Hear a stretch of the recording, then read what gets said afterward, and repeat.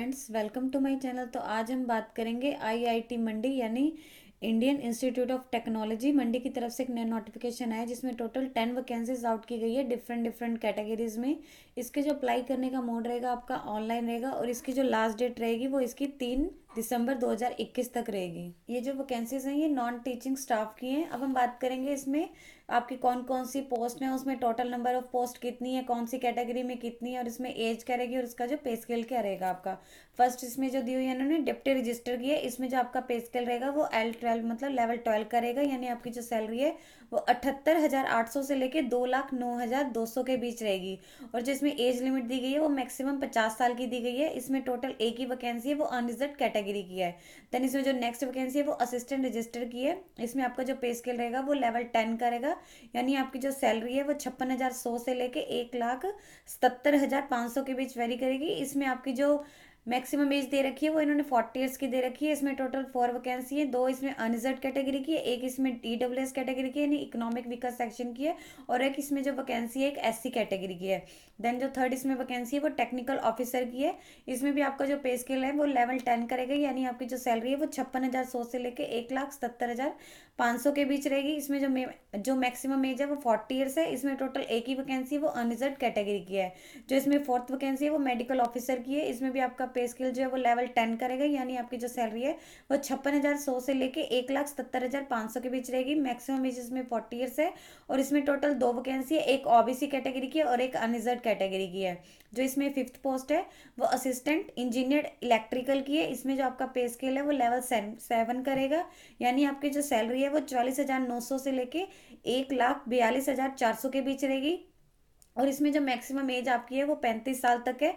इसमें एक ही वैकेंसी और जो एक वैकेंसी है वो अदर बैकवर्ड क्लास यानी ओबीसी की है। देन जो इसमें सिक्स और लास्ट वैकेंसी है वो इन्होंने दे रखी है फिजिकल ट्रेनिंग इंस्ट्रक्टर यानी पीटीआई की है।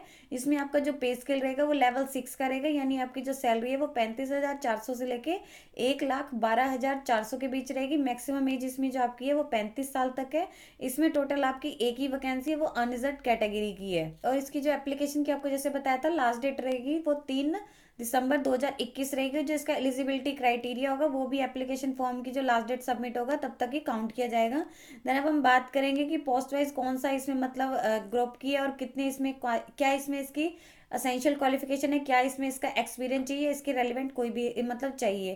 फर्स्ट हम बात करेंगे डिप्टी रजिस्टर की। ग्रुप ए की वैकेंसी है। असेंशियल क्वालिफिकेशन इन्होंने बोला है इसमें मास्टर डिग्री होनी चाहिए किसी भी डिसिप्लिन इन एनी डिसिप्लिन में विथ एटलीस्ट 55% उसमें जो है मार्क्स होने चाहिए। उसके इक्विवेलेंट कोई भी ग्रेड होना चाहिए, यानी ग्रेड बी होने चाहिए फ्रॉम अ रिकॉग्नाइज्ड यूनिवर्सिटी या इंस्टीट्यूट से होनी चाहिए। उसके अलावा प्लस और इसके साथ जो एक्सपीरियंस चाहिए वो हम बात करेंगे 9 ईयर का आपका एक्सपीरियंस होना चाहिए एज असिस्टेंट प्रोफेसर या फिर ग्रेड 2 का इन अकेडमिक पे लेवल 10 या उससे अबव होना चाहिए with experience in educational administration.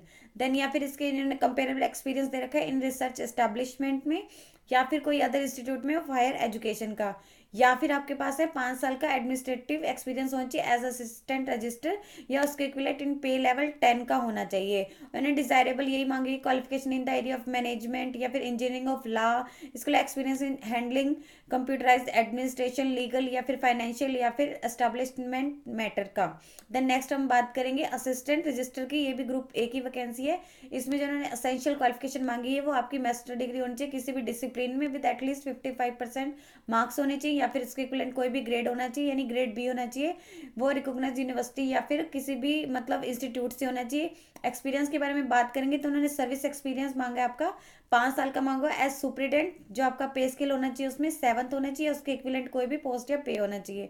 Desirable इन्होंने इसमें क्या क्या मांगा हुआ है qualification in area of management या फिर इंजीनियरिंग या फिर लॉ, चार्टेड और या कोस्ट अकाउंटेंट डिग्री ऑफ या फिर आपका डिप्लोमा होना चाहिए। प्रेफरेंस दी जाएगी कैंडिडेट को अगर उनका एक्सपीरियंस है। इसमें इन्होंने दिया हुआ है experience in the area of finance में या ऑडिट में या अकाउंट में है। देन हम नेक्स्ट बात करेंगे टेक्निकल ऑफिसर की। ये भी ग्रुप ए की वैकेंसी है। इसमें जो इन्होंने असेंशियल क्वालिफिकेशन मांगी हुई है बीई होनी चाहिए, बीटेक होनी चाहिए, एमएससी होनी चाहिए।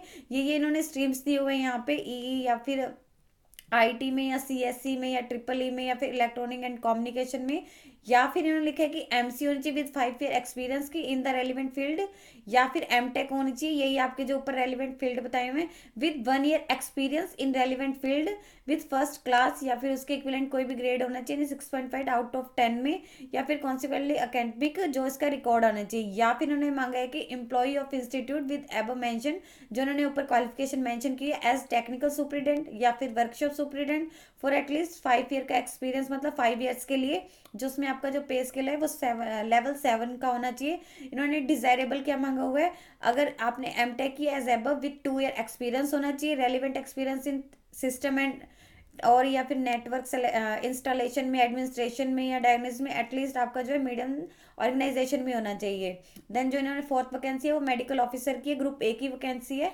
इसमें जो आपकी असेंशियल क्वालिफिकेशन इन्होंने मांगी है एमबीबीएस है, इंक्लूडिंग जो आपका कंप्लीटेशन रोटेटिंग इंटर्नशिप है जो फॉलोड होना चाहिए, एटलीस्ट 3 ईयर्स की एक्सपीरियंस होनी चाहिए इन रिकॉग्नाइज्ड हॉस्पिटल में, या फिर आपके पास होना चाहिए post graduate diploma in appropriate branch of medicine, plus आपके पास होना चाहिए 1 ईयर का एक्सपीरियंस इन रिकॉग्नाइज्ड हॉस्पिटल में, या फिर एमडी या एमएस होना चाहिए in appropriate branch of medicine में। देन इसमें जो नेक्स्ट इन्होंने मांगा हुआ है असिस्टेंट इंजीनियर इलेक्ट्रिकल में जो असेंशियल क्वालिफिकेशन मांगी है, बैचलर डिग्री होनी चाहिए, डिप्लोमा इन इंजीनियरिंग होना चाहिए ऑफ 3 ईयर्स, जो आपका डिप्लोमा इन इंजीनियर वो 3 ईयर्स की ड्यूरेशन होनी चाहिए इन इलेक्ट्रिकल में फ्रॉम अ रिकॉग्नाइज्ड यूनिवर्सिटी या डिपार्ट इंस्टीट्यूट से।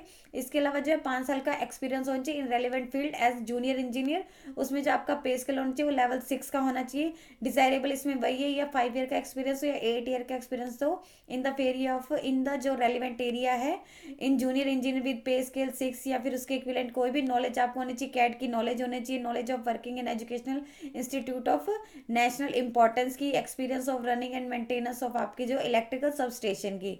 देन इसमें जो लास्ट है इसमें दे रखी है फिजिकल ट्रेनिंग इंस्ट्रक्टर की यानी पीटीआई की, ग्रुप बी की वैकेंसी है। असेंशियल इन्होंने मतलब उसमें क्वालिफिकेशन मांगी है बैचलर डिग्री होनी चाहिए या फिर मास्टर डिग्री होनी चाहिए in physical education with diploma in coaching होना चाहिए from any of NIS in India. इसके अलावा जो है 4 ईयर का एक्सपीरियंस होना चाहिए relevant coaching experience for under graduate degree holder के लिए, 2 ईयर का होना चाहिए फॉर पीजी डिग्री होल्डर के लिए।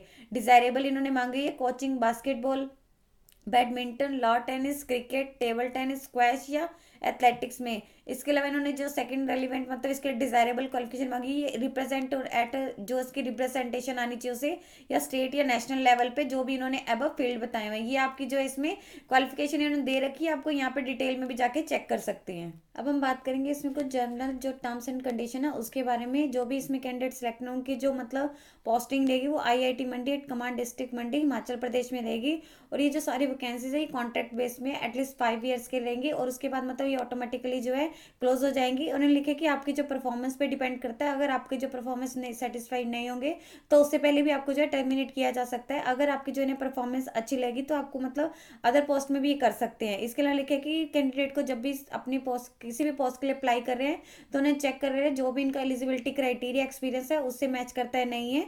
इसके लिखे कि उन्हें कंप्यूटर नॉलेज भी होनी चाहिए, जो इन्होंने लिखा है कि इंक्लूडिंग सॉफ्टवेयर इसकी नॉलेज होनी चाहिए।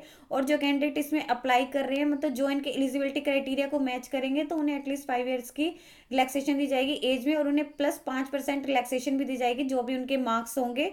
और अगर वो किसी एज रिलैक्सेशन पाए जाते हैं तो उन्हें ओबीसी जो भी इसका सर्टिफिकेट होगा जिस भी कैटेगरी से बिलोंग करते हैं उसका सर्टिफिकेट उन्हें अपनी वेबसाइट पे जब भी वो उसका फॉर्म करेंगे तो अपलोड करना होगा। और जो ओबीसी का सर्टिफिकेट करेंगे वो नॉन क्रीमी लेयर का होना चाहिए। देन नेक्स्ट लिखे जो इसका मतलब फॉर्म आपको जो है इसका एप्लीकेशन लिंक है वो इस वेबसाइट पे है, यहाँ पे जो मेंशन हो रही है www.itmandi.ac.in पे होगा। और यहाँ पे लिखा है कि जो जो इन्होंने मतलब एप्लीकेंट को जो रिक्वायर्ड डॉक्यूमेंट है वो अपलोड करने हैं, यानी मिनिमम उनका जो एक्सपीरियंस रहेगा एक्सपीरियंस है वो आ जाएगा, प्लस उनका जो डेट ऑफ बर्थ का आ जाएगा, जो उन्होंने वर्क वगैरह किया हुआ है पे स्केल का। देन इसके अलावा इन्होंने यहाँ पे इसके फीस के बारे में बताया हुआ है। कैंडिडेट को जो एप्लीकेशन फीस पे करनी है वो 100 रुपीज़ है, वो उन्हें ऑनलाइन ट्रांसफर करनी है इन आईआईटी मंडी अकाउंट में फॉर ऑनलाइन पेमेंट जो इसमें प्रोविजन कलेक्ट है। यहाँ पे इन्होंने एसबीआई बैंक की डिटेल दे रखी है कि नेम ऑफ ब्रांच दे रखा है, बैंक का नाम दे रखा है, ब्रांच एड्रेस दे रखा है, अकाउंट नंबर दे रखा है, एमसीआर कोड दे रखा है, आईएफएससी कोड दे रखा है। यहाँ पे आपको जो इसमें जाके पेमेंट कर सकते हैं। और इसके अलावा कंसेशन दे रखा है किन किन कैंडिडेट को फीस पे नहीं करनी है। SC ST कैंडिडेट को नहीं करनी है, पर्सन विद डिसेबिलिटी यानी PWD वालों को नहीं करनी है, और फीमेल कैंडिडेट को भी नहीं करनी है। यानी कि अगर कैंडिडेट SC या ST कैटेगरी का है, वो अनरिजर्व कैटेगरी के लिए फॉर्म भर रहा है मतलब, तो उसे फीस पे करनी पड़ेगी, पढ़नी करनी पड़ेगी, अदरवाइज जो उसका फॉर्म है वो रिजेक्ट हो जाएगा। यानी कि कैंडिडेट को है, अगर वो एक से ज़्यादा पोजीशन के लिए अप्लाई कर रहे हैं तो उसे सेपरेटली अपना जो है फॉर्म मतलब अप्लाई करना पड़ेगा, और उनकी जो उस पर अपलोड करनी पड़ेगी, उसके जो डॉक्यूमेंट है वो भी इसे अलग से अपलोड करने पड़ेंगे, जो भी उनके सेल्फ टेस्टेड कॉपीज रहेंगी। देन लिखे कि जो आपकी फीस अगर एक बार आपने पे कर दिया तो उसे रिफंड नहीं किया जा सकता।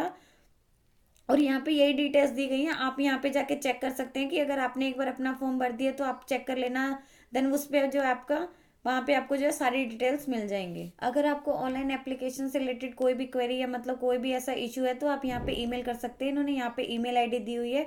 इसके अलावा लिखे कि कैंडिडेट को जो उसमें मेंशन करनी है उसमें एक अपनी एक्टिव और करेक्ट ईमेल आईडी करनी है, ताकि जो उसके कॉरेस्पॉन्डेंस होगा या इशू ऑफ आपका कॉल लेटर है वो सब कुछ उस पर ही आएगा। इसके अलावा लिखे कि जो कैंडिडेट को मतलब कोई भी इसकी जानकारी चाहिए तो वो इसकी ऑफिशियल वेबसाइट पर जाकर चेक कर सकते हैं, और कैंडिडेट की रिस्पॉन्सिबिलिटी रहेगी कि वो इसकी जो वेबसाइट है वो चेक कर, क्योंकि जो भी इन्फॉर्मेशन आएगी इसकी वेबसाइट पर ही आएगी। यदि आपको इस वीडियो से रिलेटेड और अधिक जानकारी चाहिए तो आप इसकी ऑफिशियल वेबसाइट पर जाकर चेक कर सकते हैं, जिसका लिंक मैं आपको डिस्क्रिप्शन बॉक्स में डाल दूंगी। यदि आपकी इस वीडियो से रिलेटेड कोई भी क्वेरी है तो आप हमें कमेंट सेक्शन में लिख के बता सकते हैं। वीडियो अच्छी लगी हो तो please like and share. Update रहने के लिए आप हमारे यूट्यूब चैनल को सब्सक्राइब कीजिए।